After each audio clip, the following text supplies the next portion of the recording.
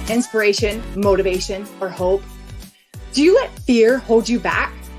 Sometimes you feel lost or just stuck in your own thoughts, and you want a clear path to give you results.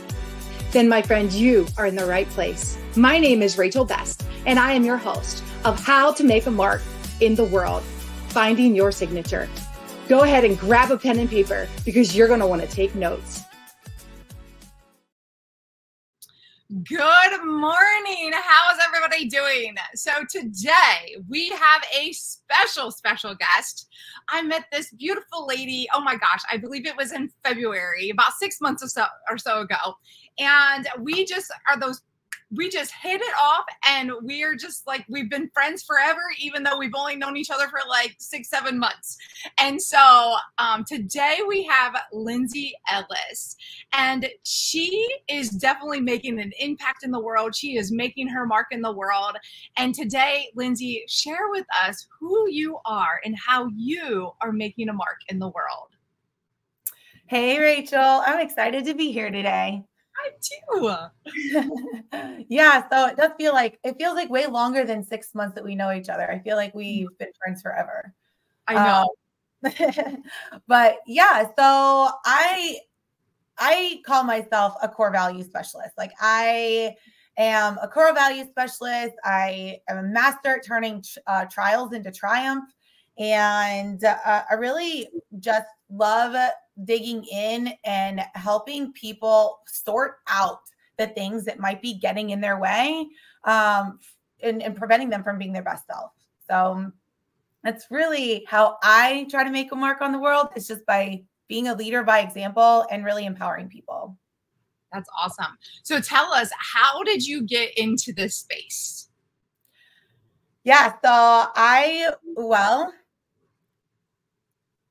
spent my whole life going in this like up and down roller coaster, like many of us, we have all these trials and then we get over it, and trials and get over it. And I remember when my son was born, I wasn't living the greatest healthy lifestyle when I got pregnant. And I remember like rocking him to sleep and looking at his beautiful face and just like saying, oh my gosh, what do I want for this kid? Like, what do I hope for him? And I wanted him to have self-confidence. I wanted him to have self-esteem. I wanted him to know that he was always going to be enough and nothing less. And that I never wanted him to pretend that he was something else to like in this world. Like, I wanted him to always feel okay to be authentic. And when I started thinking about how I was actually going to give this to him, I realized, well, it's not like I can go to work and like work extra hard and pay for this. This is something that like I had to give him by being an example. And that's when everything kind of hit me. I had to be the example. And I was everything but the example. And so when I started to really like look into, okay, well, what does it look like to be a mom of this kid that would be able to give that to him? And so I started to visualize and gave myself the opportunity to dream a little bit. And I remember the vision like it was yesterday. I remember like running on the side of a soccer field. Like, I was all like, able to run. And I was like, yeah. And my son was running, down the field, and he was celebrating with his friends, calling me over. And I just remember feeling like he was proud that I was his mom. He was proud. He wasn't embarrassed to like call me over in the center of all of his friends. And it was just like we got to celebrate this like happiness together. And I remember that feeling. I remember the vision. And so then I was like, well, what does it take to be that person? How do I have to be that person? Like, what do I have to do? And so again, I gave myself the opportunity to like just dream and vision and say, okay, what would I live like? What do I eat? What do I do for fun? What does that look like? And then the next day I decided to wake up and be that person.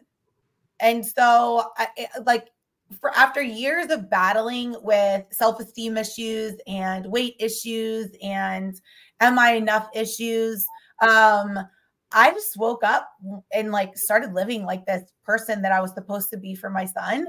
And it was just a different way of looking at things. Instead of like telling myself, well, I have to do this instead of that, I gave myself the opportunity to dream and figure out who I wanted to be And then I allowed myself to do it. So it was just like a difference. 5 months later, I ended up losing, I was 89 pounds lighter. I was running my first half marathon. I was excelling at my career at like a speed that I never, even experienced. And I started to experience like confidence for the first time. And it was amazing. So that was like kind of the launch of this. But what I found out was like 4 years of living like this and feeling like I was on the top of everything, my life came crashing down. And I found myself in a new town, getting a divorce and a very messy divorce at that. I was a single mom working 50 to 60 hours a week. And I was struggling, I was struggling. And I remember thinking to myself, like, is it possible to have it all? And is anything sustainable? Because I worked really hard. And like, I thought that me making that massive life change was enough. I thought that like, what could have gone wrong? And what I realized is about that time, like my core values like fell out that I had written down at work, had fallen out of this work notebook that I was carrying around.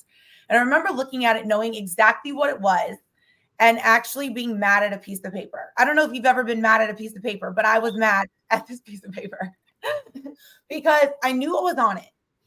And I was actually resentful because I didn't understand why it was so important to identify what was important to me and my values, and to say something, these are like my life, and not actually know how to live them. And so, or what to do with them after that. And so I started to like really figure out that, what are core values? Like, why do we have them? What do you do with them once you identify them? And how can you create balance in your life to where you're serving them every day? And is it sustainable? And so me asking like all these questions kind of led me down this road of studying this. And after a year of doing this, my life had taken a complete 180. So where, I was spending time with my son, I was living my values every day. I created a co-parenting relationship with my ex. I met my now husband. I discovered hobbies, had friends outside of work, had my most successful year in my corporate career, and I saved over 6 figures. Wow. And when I looked back at that, I realized, I was like, wow, there's something to this. And I'm not the only person that's been lost in adulthood. Mm-hmm. And I really wanted to go out into the world and like fulfill and actually like understand what my purpose was. And I feel like this is it. Mm-hmm. So that's what I help people do, really understand what their core values are and how to implement them into their life so they can truly have it all in a way that's sustainable to them. That's amazing. So you have shared a lot. I have a lot of notes here. You shared so many good things. And I kind of want to bring it back to where you first started about, mastering and turning trials into triumphs, and with your son, when you were pregnant or when you had your little boy, and, looking at him and that leading by example. And that is so huge, of like, our little ones are always watching us, right? So we have to watch what we do. I have a 7-year-old, I have older kids, but I have a 7-year-old. And like, there's been things that he said to me, he'll call me out, and I was like, oh, like I need to check myself, And so there's things that I need to do so yes, we lead by example. We are their teacher. And so, and then also where you said about that visualization, and what does it take? You asked yourself, what does it take to become that person? What does it look like? And I think sometimes that, people get lost and they forget to dream, or maybe they don't know how to dream. I've heard people say that, like, I don't know how to dream. I don't know how to visualize. And so maybe can you like back up into that real quick? And, like, what does that look like? How do you visualize? How do you dream? And maybe that might help somebody here that is like, man, like they might be that person like, I don't know how to dream. I don't know how to visualize. What does that even mean? Because I've had that said to me. They're like, what does that even mean? So maybe you could share a little bit about that. Yeah, I love that. And that is definitely one of the 3 secrets that I give out, in my talks when I'm speaking, because when you like hit a certain threshold, like I think when things become so busy, especially if you're a parent, you're working, you're doing this, you're doing that, like that we become so busy that we forget to like remember that we deserve things too, that we're allowed to fill our own cup, and that we can really, I mean, if you're a human, you can literally be anything that you want to be. And we will tell our kids that every single day, but sometimes we don't listen to that own advice that we're offering. And I think that it all stems too from Rachel's that like, and I'm in the process of writing a book right now. And as I'm writing this book, I'm like, you know, there were so many times that I would say that I was fine, or there were so many times that like things and experiences that would happen when I was growing up that, you know, I didn't really think affected me. But at the end of the day, I think when you get to adulthood, there's been so many things that you encountered in your life that affected you in one way or another that made you start to believe a story about yourself. And when you believe this story about yourself, that's when it turns off this like ability to dream. Right? Because we think that we're one thing. We're told that we are one thing. We think that we're supposed to be something. We have to fit into this bucket. We have to fit into this model. We have to, you know, she's my age and she's this and she's that. Like, I should be able to do this too. I should be working at this level or whatever it might look like, or I parent this way. And then we start to compare ourselves, and then we forget that we're allowed to freaking dream and be the person that we want to be. So the first secret that I would offer, you know, when it comes down to dreaming is put it all down. Like just put everything down and give yourself a blank canvas and say, what do I want people to think when they think of me? Oh, wow. That's good. What do I want to feel like? What brings me joy? And like in a perfect scenario without anything else, like everything's blank slate, right? Like what does a day in the life look like for me in my perfect life? And I'm not talking like fancy cars and really lavish vacations and all the riches and everything. I'm talking about like real life. Like what does greatness look like for you? What does success look like for you? And when you decide to put everything else down and just say, you know, what does that even look like? Like ask yourself those questions, and that will take you one step closer to identifying like what is really truly important to you. So it'll help you figure out what your values are, but it'll also help you figure out like where you are compared to where you want to be. And then just say, okay, if this is what my life looks like at like its best, you know, what do I need to tweak in my day? Like, how does that person live? Because in order to like be, you have to start to do. And if you're putting so much pressure on yourself to constantly do like, I've got to lose 10 pounds, I've got to lose 10 pounds, then it becomes this like nagging task and you start to get friction or resistance, or it becomes this thing where you like try anything under the sun to lose its 10 pounds. You lose the 10 pounds, and the next thing you know, you're 20 pounds heavier, you know, 2 months later, right? And that's 87% of adults that try to diet, you know, and life is no different than that. So it's like, when can you make it start being about you instead of start being about this task of achievement or expectation? Wow.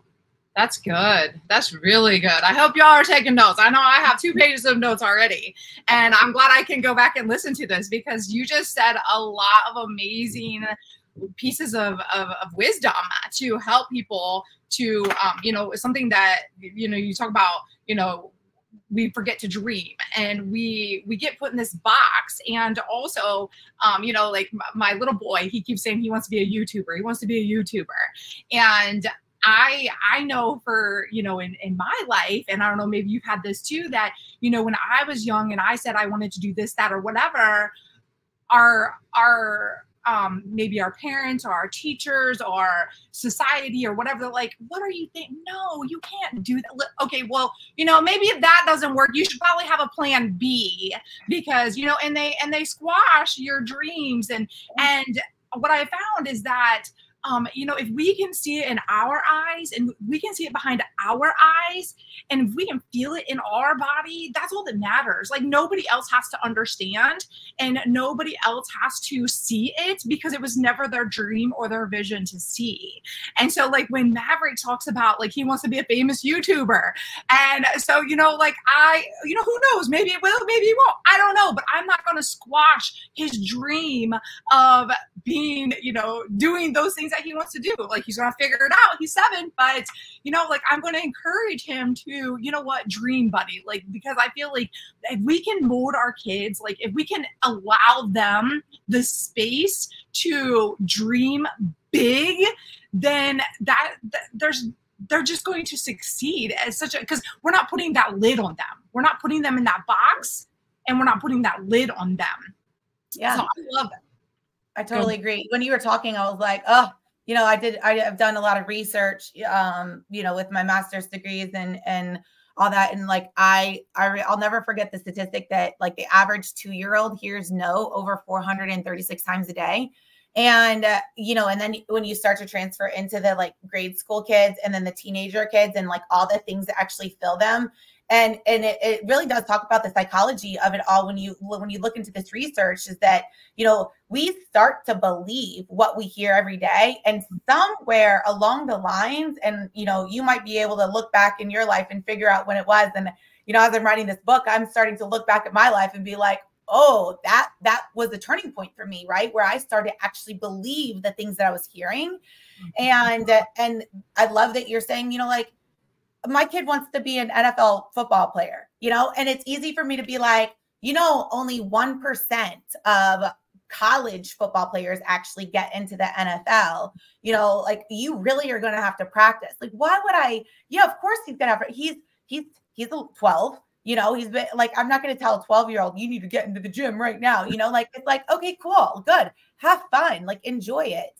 Mm-hmm. And I love that you're doing that with your son too, because who are we to squash the dreams? Like, who are we? Like, why can't we just empower them instead of limit them? Right. Right. And then, and as they grow up, like they might evolve, they might change, but what it does to them, because I've studied a lot about the mind and the brain and like neurons and neuroplasticity and how our, a lot of those things that you were just saying is, are wired in our brain. So we have our mind, our mind and our thoughts that which go into our brain, and then they create wires and neurons in our brain.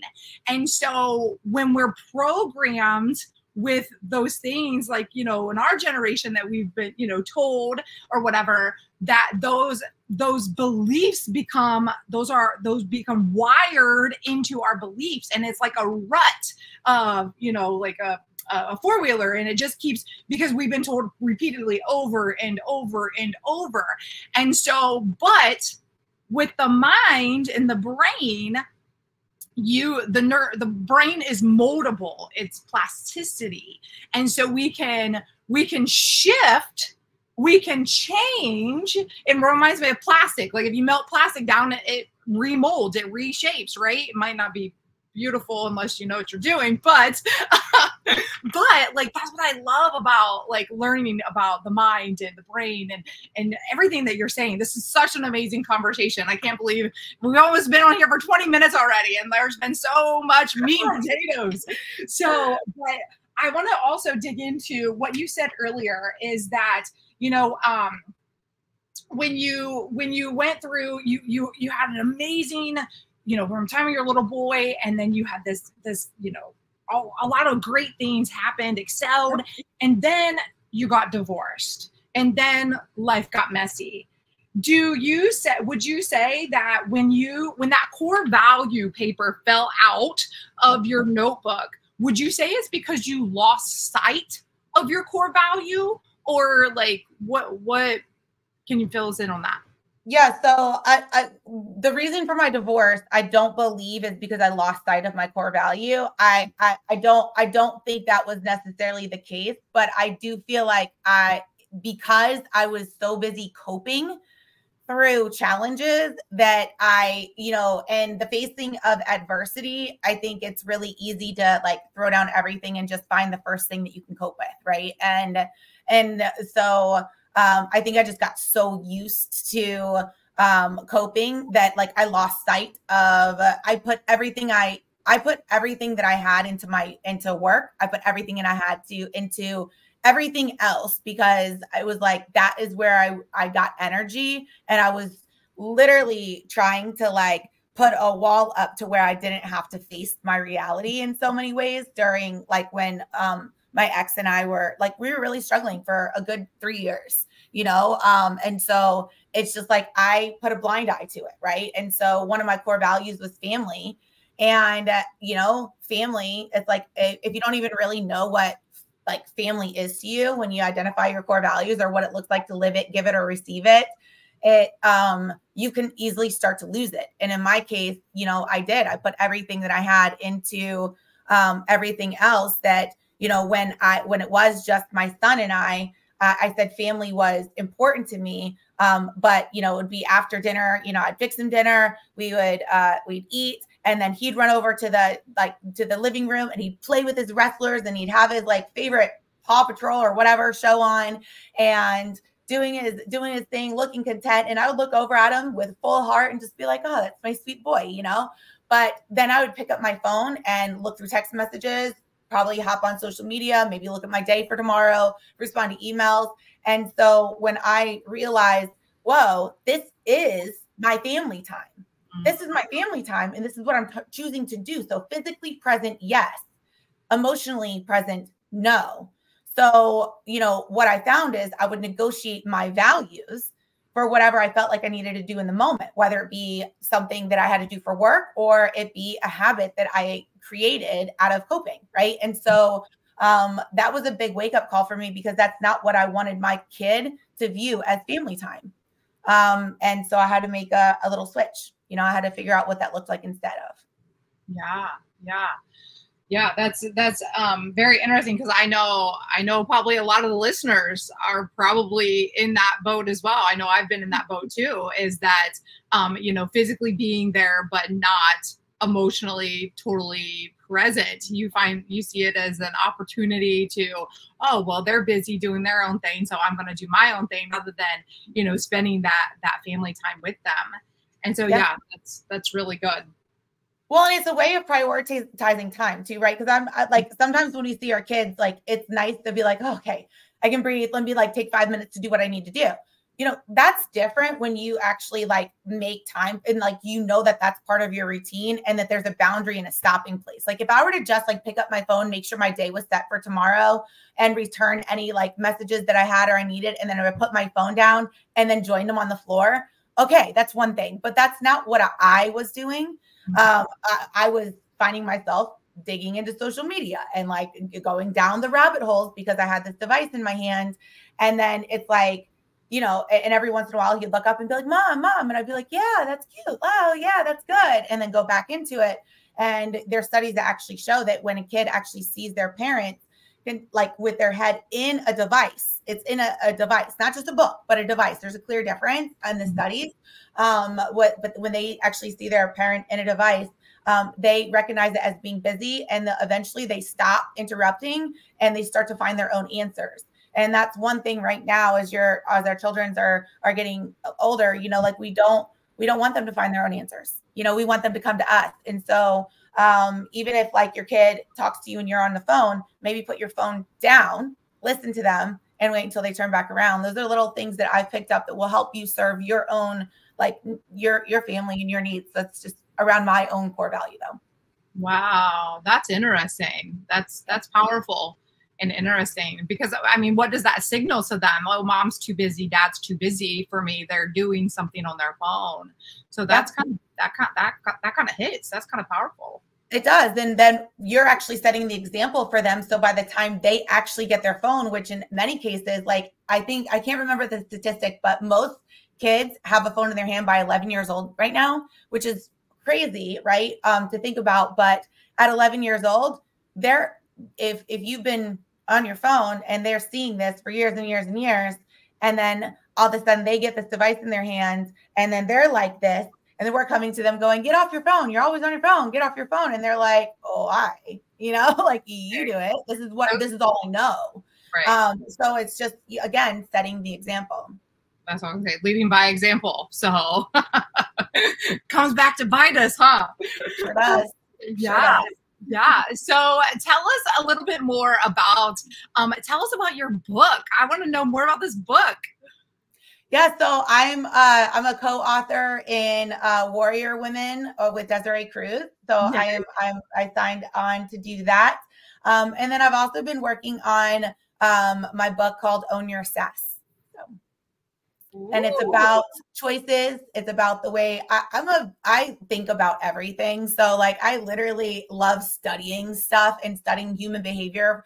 And how things affect us, how we react, what our response, like all those things. And so I came up with like Own Your Sass, which is stop, assess, select, and study when it comes to choices, because we all have a little sass, and if we can just own ourselves for a minute and figure out who we want to be and what we want things to look like, when things get tough and we throw everything out the window, if we could just remember, like, get your sass out, like you've got some sass, then it can remind us to like just stop and assess the situation and figure out what our choices are, who we want to be, how we want to show up. Then it selects the choice, and we're not always going to make the right choice.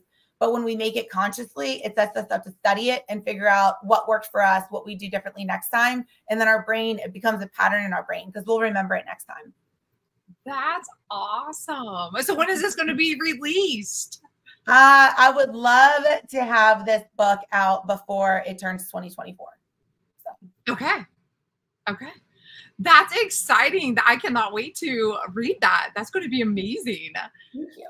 Yes. And how exciting you're in that Warrior Women's with Desiree too. That's going to be a powerful book as well. Oh, it is. I'm so excited about that book because it's about the things that I love her whole thing with like the legacy is that like women, you know, sometimes like we go through hard things, and telling our story can seem sad sometimes to some people, right? And even our kids, it's like, I don't want to hear that. That's like, that story is sad, or that, you know, but when you actually grow from your life and your stories and like turn your trials into triumph and take them with you, the stories don't always have to be sad. And so it's about like, what is your story? What did you learn from it? And what do you want the people behind you to know? So they can thrive as well. And that's what I'm all about. I love it. I'm excited to be part of it. Yes. Well, I'm excited to get that book as well and just read. I actually got the first book, and I read, you know, several people's stories in that one. And so I'm sure this one's going to be amazing as well. So, you know, what else would you like to share with our audience to give them, you know, inspiration, motivation, you know, maybe, you know, just a little bit of last closing thoughts that you would like to inspire them with? Yeah. Well, and I have, if you go to the website, ownyoursass.com, it's ownyoursass, SASS.com. There's a free download on that can help people like identify choices and figure out what that's all. It's like a whole thing on it. So if that's, you know, something, then I would love to do that.